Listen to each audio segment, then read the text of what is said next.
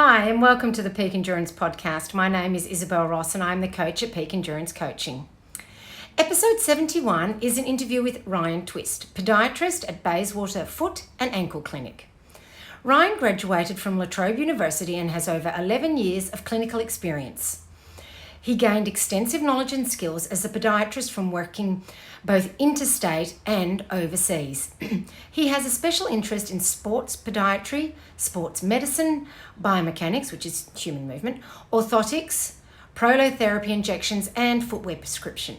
Ryan spent time in Canberra working as a podiatrist at the AIS with elite and amateur athletes, as well as 12 months working in Glasgow, where he was treating a large number of high-risk diabetes patients under the guidance of the UK's leading high-risk diabetes clinic. Ryan participates in Ironman Triathlons and is passionate about all sports, which enables a more detailed approach and professionally structured return to sport program. He attends regular professional development courses so he can deliver the newest techniques to his clients and help them achieve their goals. Can I ask you a favour? Would you be able to go on over to Apple Podcasts to rate, review and subscribe to the Peak Endurance Podcast? As you know, I don't get paid to do this. I do it for the love of sharing great stories and information. But your support would be greatly appreciated, as it really makes it feel all so much more worthwhile. Like all different types of racing, running can take you many places, both mentally and physically. But if you have injuries or niggles ruining your enjoyment of running and hindering your performance, it's hard to be motivated to get out the door and push yourself. If this is the case for you, go in and see the specialists at Health and High Performance, where they utilise the latest in experience and technology to help you achieve the results you want and are capable of. So head to healthhp.com.au/run or find them on Instagram, Health High Performance. I really think this quarantine isolation time is a great time to do some self-reflection and write out new goals. God knows there's nothing else to do. So in spite of everything feeling out of control in this time of COVID, you are actually in a somewhat position of power within yourself and how you react to this rather crappy situation. As they always say, control the controllables. You can do this in your running with structured and well-planned training with Peak Endurance Coaching. Email me, Isabel, at peakendurancecoaching.com.au, and let's get your training moving in the right direction. Enjoy the interview with Ryan.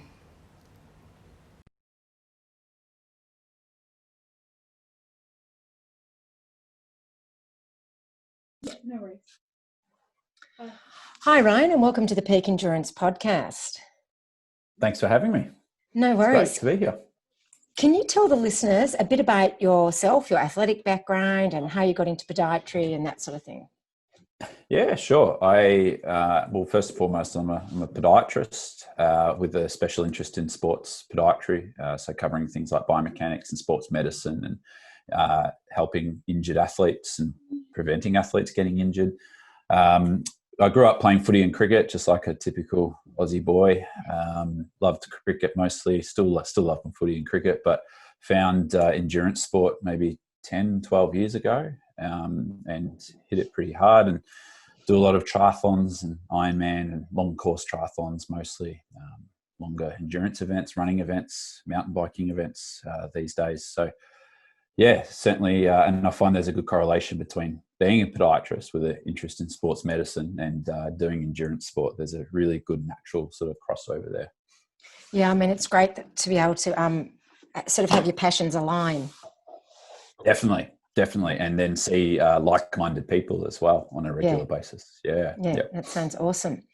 Now, can you explain why podiatry is important for athletes? Why focusing on our feet and ankles would be important? Sure. How long have we got? Yeah. Look, it's often the most forgotten about area of the body, to be honest. The feet are a little bit sort of out of sight, out of mind. And people don't realise, especially athletes don't realise just how important they are until something goes wrong with them. Because generally speaking, a foot injury, an ankle injury, a lower limb injury takes longer to recover. That's it takes a lot more hard work to recover, and there's often a lot more like ups and downs in that treatment journey when we're talking about feet and lower limb injuries. But extremely important because they're the foundation to everything we do, whether you're just a walker or an ultra marathon runner. The feet play a vital role in doing what we want to do. Yeah, I find we often tend to focus a lot on the hips, which is, of course, really important. Yep. You know, and I'm certainly always trying to do my glute strengthening work and those sorts of things, but I don't really recall ever being told to do specifically ankle strengthening or feet strengthening sort of exercises. And I presume you would obviously consider that super important. Definitely. Yeah, absolutely. When we look at, the classic, I think every endurance athlete would have heard about, weak glutes, and I'm sort of doing the air quotes for those listening and not watching. As podiatrists, we sort of see that in the calf muscles a lot. And so calves and glutes are really the powerhouse of our lower limbs. And the calves are just important to have, strong, mobile, flexible, well-firing calves as they are the glutes. So we focus a lot on that and trying to recommend that as much as we can, whether you're injured or not injured. It's really good to focus on the calf strength. Yeah. So if we're doing some sort of strength work for our glutes, we should also be doing calf exercises. So would you recommend like calf raises or what sort of, or isometric holds? What sort of things do you recommend to develop calf strength? Yeah, that's a very good question, and it depends on the level of strength within each person's or each athlete's or each person's legs. But look, any calf strengthening exercise is beneficial, whether that's just with a TheraBand where it's non-weight bearing and you're pushing resistance against the TheraBand, all the way up to single leg weighted calf raises. There's a lot of stuff that can be done specifically for the calves, but super important. And why do ankle or feet injuries or issues seem to take longer to progress? Look, that's a very good question. One we get asked a lot, and often we get asked when people have an injury because they didn't realize how long it's going to take to get better. And it's a really tricky thing to answer, but to try and put it into a very simplistic, short response, the feet and ankles and lower limbs are very unique. There's lots of moving parts. There's lots of bones, lots of muscles, lots of joints, and they all work together. But the main thing is that they're primarily dealing with weight-bearing forces.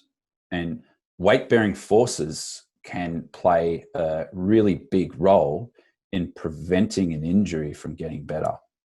So it's hard to just not walk. If you injure your shoulder, you can put your arm in a sling, you can avoid using your arm. Yeah, it's really hard, but you can sort of do it pretty well. Whereas trying to work around an injured foot or an injured structure within a foot can be really tricky because of those weight-bearing forces. So I hope that answers that question. I could go on all day. Sorry. Yeah. So what are the main injuries do you see amongst runners?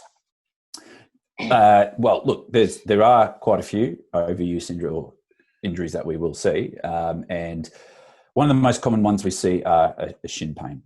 So this can be branded, I'm doing air quotes again, as shin splints, but the true reality is that shin pain can be caused by a number of different factors, whether that's muscle, bone, nerve, whatever. The other common things that we will see will be tendinopathies within the foot. So that could be an Achilles tendinopathy, a tendinopathy within one of the main muscles within the arch. They're very common. Something that I'm sure every runner has heard of but can't pronounce is plantar fasciitis. It's got a few different ways of saying it, and depending on which medical professional you talk to, will say which is right, which is wrong. But I didn't realise kind of all were correct in a way, I guess, then.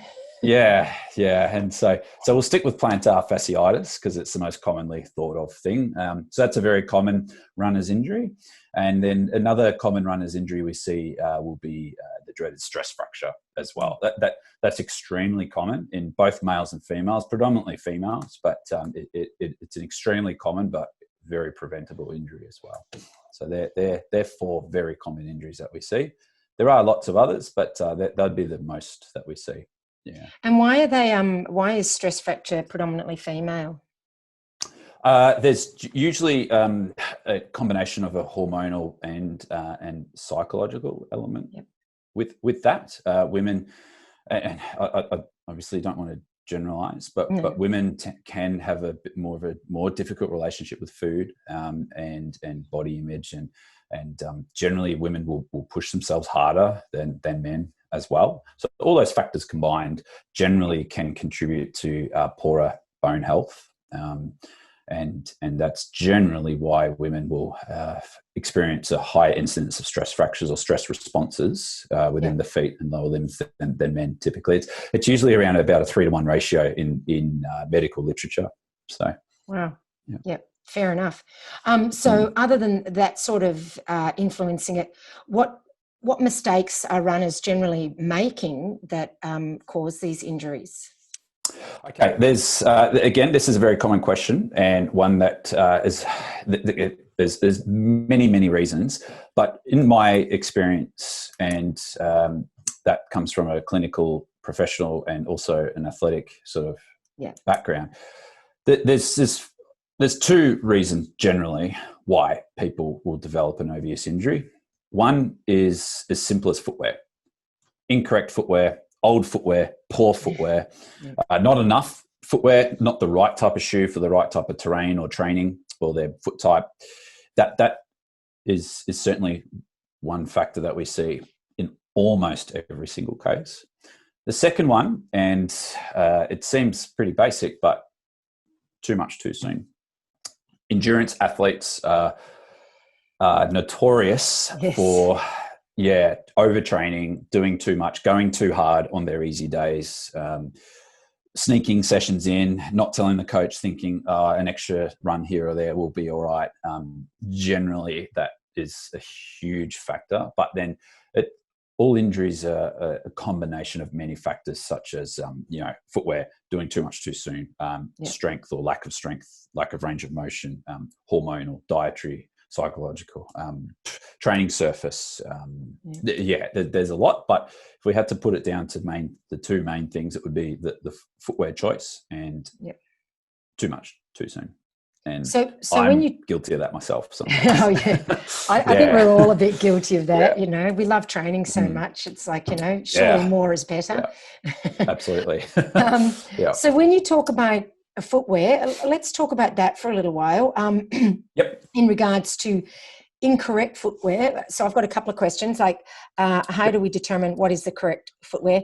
And secondly, there's so much differing advice on how long we should wear a pair of runners for. So can you talk about those?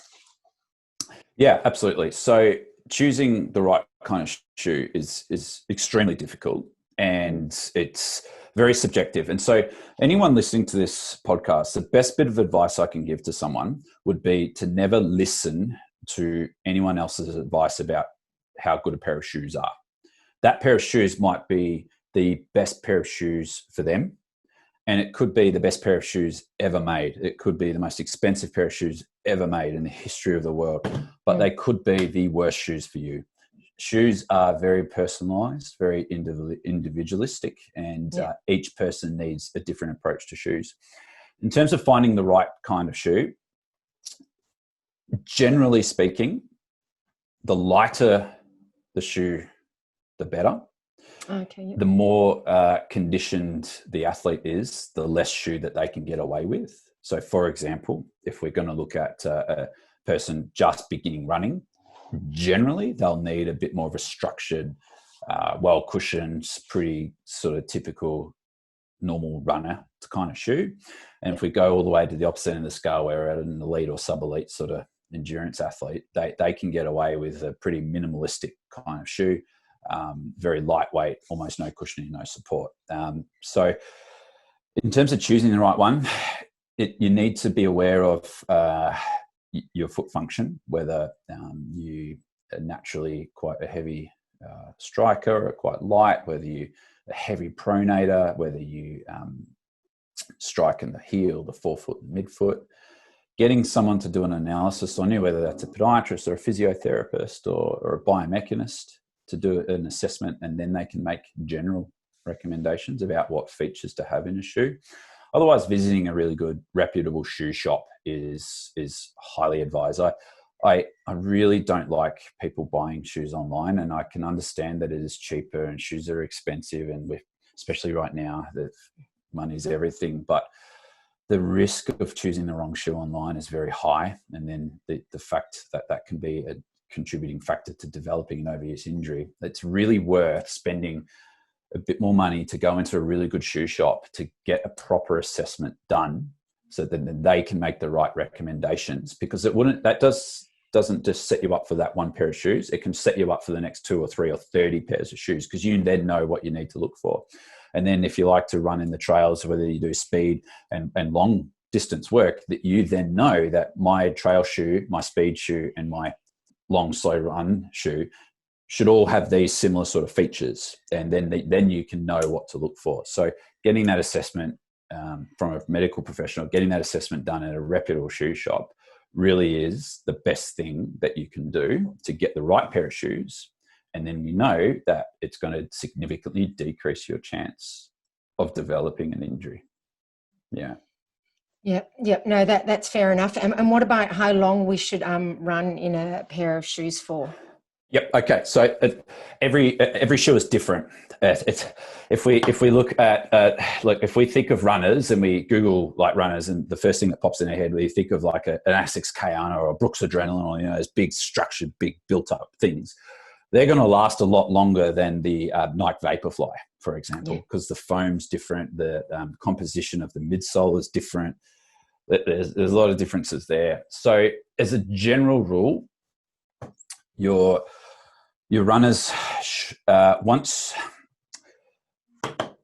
there's a test that I like to do. Sorry, I'm waffling a bit. Sorry. No. It's just, it is a hard question to answer. Yeah, absolutely. Yeah. I'm trying to find the best way to explain it. So as a general rule, I like to tell my patients that in the inside of the runner, there's an inner sole that you can take out of the shoe, right?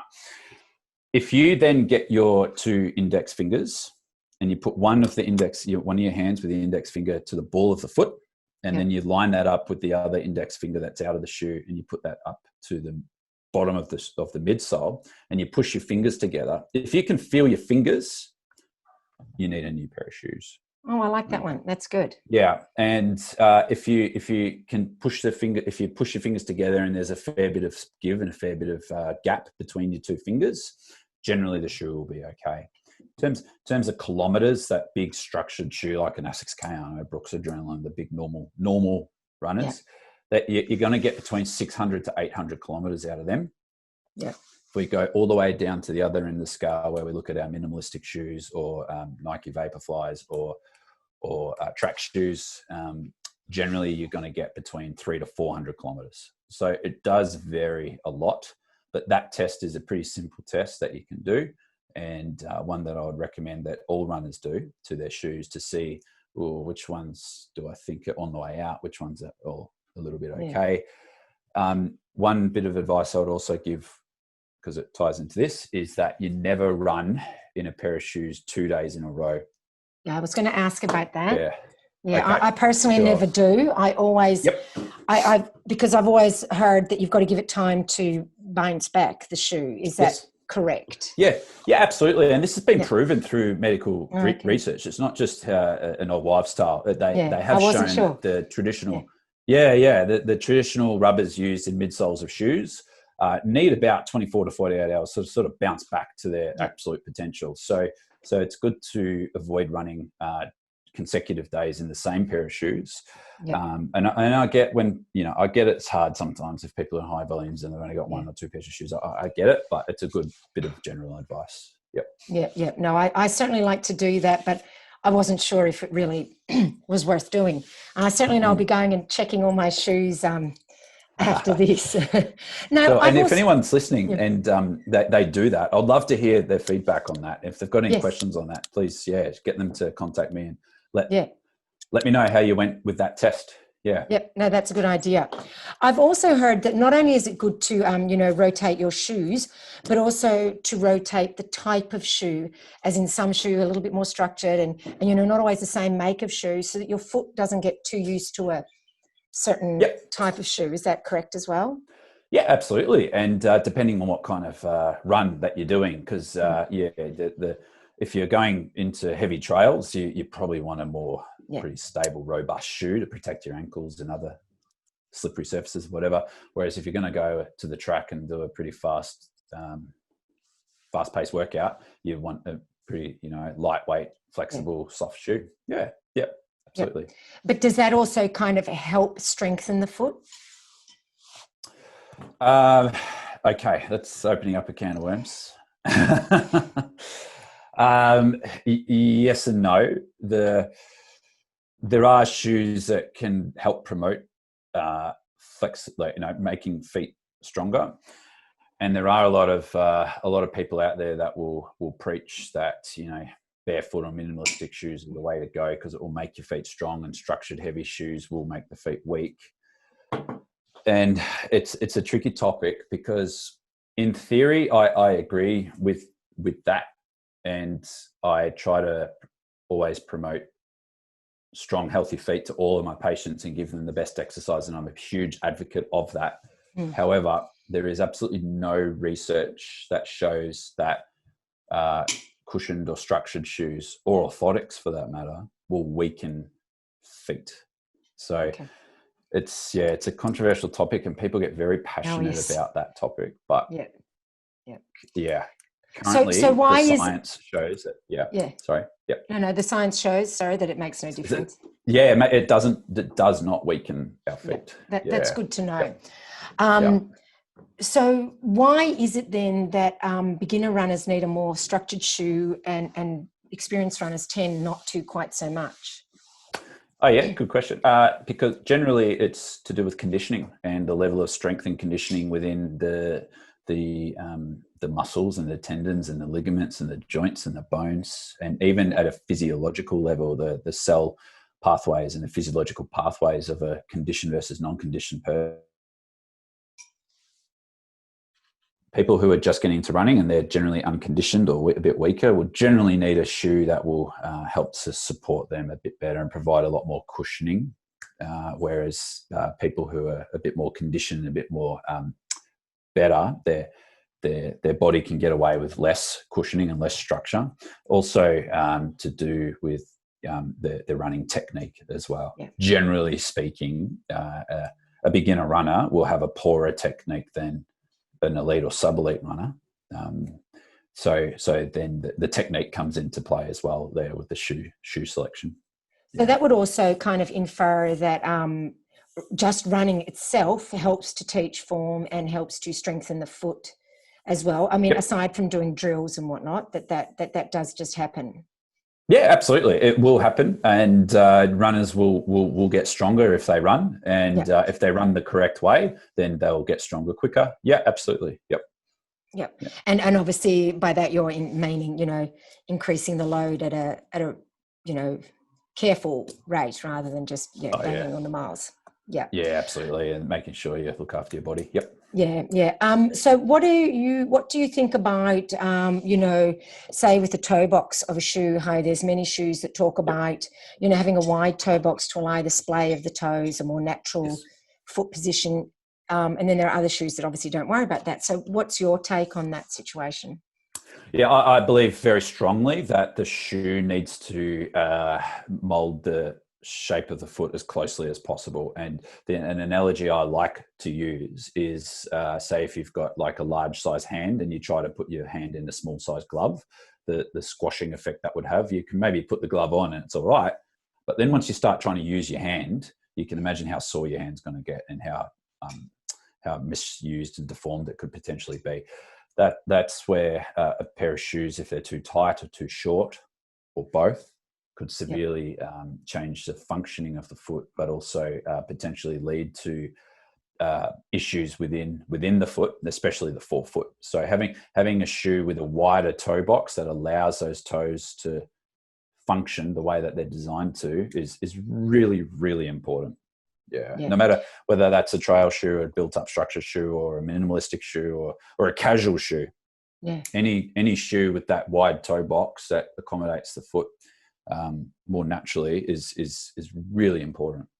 So when you talk about, and I don't know if this is too big a question, but when you talk about allowing the toes to work as they're supposed to, how are they supposed to work? They don't want to be compressed. It's a general rule. Toes and the toe joints. The toe joints are made up of a bone within the toe, and then the long bone connecting to that toe called the metatarsal. So the metatarsal heads, the ends of the metatarsals, and the toes hate being squashed. They hate it, and it causes all sorts of issues like bursitis and neuromas and bunions and hammer toes and claw toes and capsulitis and whatever.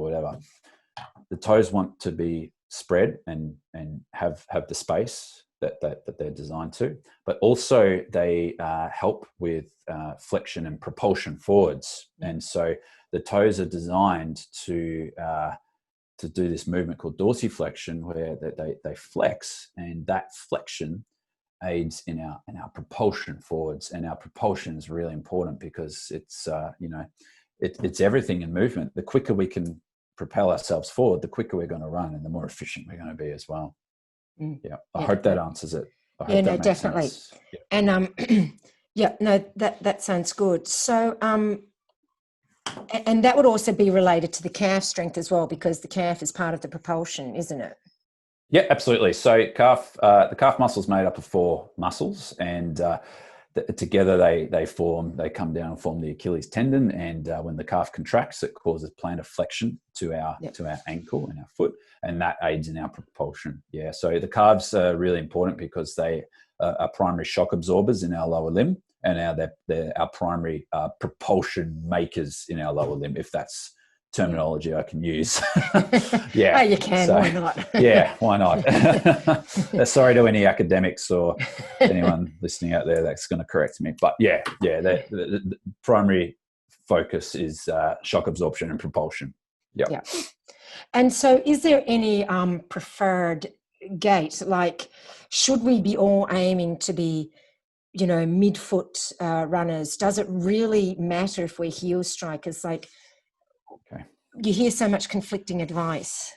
Yes, you do. And again, it's very controversial, and people get very emotional about this. And I'm going to revert back to the science, and the science shows us that it doesn't matter.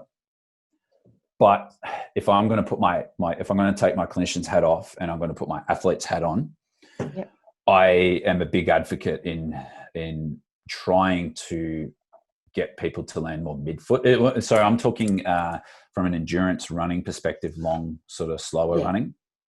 It's different for sprinters, but for long endurance running and for athletes and runners in general, I'm a big believer in midfoot striking, because it does sort of 2 main things. One, it forces us to land with our foot more underneath us, and that makes us more springy and lighter. And it's going to enable more natural shock absorption as well. So, but it's an area that especially athletes can get really worked up about and really upset about and really almost obsessed about.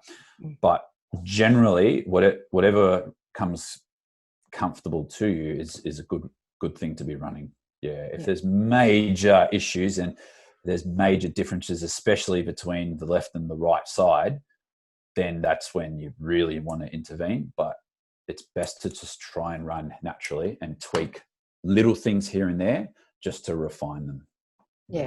So we shouldn't be going all out trying to completely change our running style. I wouldn't advise it, only if there's inherent issues and reoccurring issues or major asymmetry between the left and right. Then if you don't have any of that, then minor tweaking here and there is really the way to go. Yeah. Now, what about ground contact time when we're running? What influence does that have? Oh, well, yeah, that's everything. I guess in short, the shorter the ground contact time, the quicker we're going to run, essentially. And it's just a combination of hard training and refining that technique, finding the right shoes, and being strong as well. The stronger the tendons and the joints are, the quicker they're going to propel us forward. So there's a spring mechanism within our muscles and our tendons. The more conditioned and the stronger we are, the quicker they're able to absorb that load and propel us forward at a bigger rate. Yeah. So strength is everything at reducing that ground contact time. Yeah. So do you have some sort of exercises that runners could do on a day-to-day or weekly basis that would help to keep their feet and ankles strong? Yeah, absolutely. So I want to preface this by saying that if anyone is injured, they need to be doing their specific injury rehab. But if you're not injured, and as a general rule, some exercises which are really beneficial. The first one, the most important one, I feel, are good old calf raises. Calf raises done the right way and if I'll get people to get the pen and paper out, because I'll go through the right way to do a calf raise, because doing the calf raise the right way is really, really important. And this can be done whether it's on a step, on flat ground, single leg, double leg, with weights, without weights, whether it's seated or standing. The same rules always apply. And these are slow, controlled movements when you're doing your calf raise. So there is no point bouncing up and down, because it's completely pointless and it won't do anything. I like to give the recommendation of 3 seconds up, 4 seconds down. That's the kind of pace you want to go, and you want to go to your top end range of motion when you're on your toes. So you want to go 3 seconds up to as high as you possibly can, and take 4 seconds to come down on the isometric contraction. So slow, controlled movements. Then the next rule is your body weight through the big toe joint. So especially when people fatigue and they're doing the calf raises, they'll go out to the side or go out laterally, and that will engage a different muscle group called the peroneals. And so when we focus our body weight through the big toe joint, it's going to help to engage our gastrocnemius heads. It's going to help to engage our soleus and our Achilles tendon and our plantar fascia much more effectively. So slow, controlled movement, body weight through the big toe joint. And depending on what muscle you're specifically targeting, but generally straight leg as well. You don't want any bend in the knee, because what people will tend to do is when they fatigue, they'll bend their knees slightly, and that's going to help to engage especially the hamstrings, and it takes a little bit of it away. So you're better off doing that. The exception to that is if we're specifically targeting the soleus muscle, which is one of the calf muscles, then you do that calf raise with bent knees, but about like 45 degrees bent. So it's either very bent or dead straight as you're doing those. Yeah. So that's the best and the most important. So as I said, whether it's on a step, off a step, with weights, no weights, single leg, double leg, whatever, you're following those 3 basic rules, you're going to get bigger bang for your buck. The other exercise, which I'm a big fan of for runners in general, is a range of motion exercise for the ankle joint, where you want to stand. So first of all, you need a band. Whether that's like a TheraBand or a belt or something similar, like a resistance band, anything like that. And you're going to place that band over the front of your ankle, and you're going to tie it to something behind your body. So you're going to be standing facing something, and you're going to have this band wrapped around the front of your ankle with it reinforced behind you. And then what you're going to do is you're going to ensure your foot is flat on the ground with this band across the front of your ankle, and you're going to drive your knee over the second toe joint. So drive the knee over and then back and forward, keeping your foot planted in the same position. What that's going to do is it's going to help free up a lot of the soft tissue and one of the main bones in the ankle. It's going to help for it to glide and slide a little bit more. And we know through research is that the lack of range of motion in the ankle joint will increase our likelihood of an overuse injury. So doing this helps to improve the range of motion in the ankle, and therefore it will decrease the chance of an overuse injury. Again, if you're injured or you've had a history of anterior ankle or posterior ankle impingements or injuries, you shouldn't be doing this. But if you haven't, it's a really good one to do. Another one that I suggest is massaging the bottom of our foot, whether that's with a spiky ball, a massage ball, a lacrosse ball, golf ball, squash ball, anything. What I suggest is it's done on a hard surface, so not carpet or grass or soil, but concrete or like tiles or wooden floorboards. You get the ball and sit down. You place it barefoot, no shoe or sock on. You place the ball underneath your heel, and you roll the ball from your heel to the ball of your foot, back and forward. But you start really soft, almost pointlessly soft. The first couple of rolls you do almost like there's no point doing this, and then you gradually increase the pressure. The amount of people that I have seen in my years of practicing that go, oh, but it hurts to massage, and they literally just plonk their foot, bang, as hard as they can onto the ball. Well, of course that's going to hurt. So you'd be surprised how often that happens. So, well, to be honest, I thought that's how you did it. There you go, mate. Yes. So hopefully it changes someone's things out there. So yeah, pointless. And then back and forward, sitting down. So you got control over it, and then you can start to push a bit more weight through your foot, and you're really helping the muscles and the joints in there to start to free up and move a little bit more. In our feet, we've got 26 bones and we've got 4 layers of muscles. So there's a lot of stuff in there that can get really tight. And so getting that ball into all of that will really, really help it. It will especially help free up the big toe joint. So it's a really good one, which is really important for our propulsion forwards. Yeah. Yep. And so back and forth, and also side to side as well. Just be a bit more careful when you go side to side over the ball. It's a little bit more sensitive. The fibers, you're going against most of the muscle fibers, so it's a little bit more sensitive. So you just want to be a little bit more careful with that one. Then the last exercise that I suggest is a really, really simple one, where simply sitting down or standing up, but I prefer sitting down. You want your knee and your ankle at 90 degrees, and you want barefoot. You get a towel and you place it under your foot, and then you're going to claw your toes like it's a hand and scrunch up that towel under your foot. You want to keep your heel, your small toe joint, and your big toe joint in contact with the ground at all times. But then you're going to keep scrunching that towel as you do that. So knee and ankle at 90 degrees, foot on the ground, heel, big toe joint, little toe joint, all on the ground. And you scrunch that towel up, or something similar, tea towel or piece of paper, whatever it is, underneath your foot. And what that does is it helps to really, really strengthen a group of muscles called the plantar flexors.